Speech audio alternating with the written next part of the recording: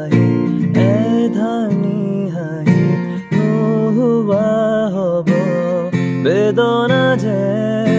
লোৱাবতী মোৰ বুকুতে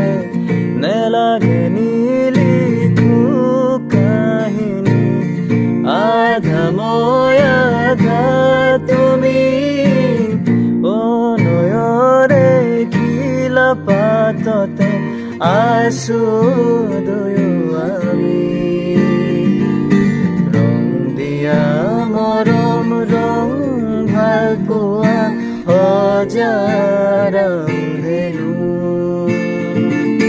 ৰং জীৱনৰে সুখ দুখৰে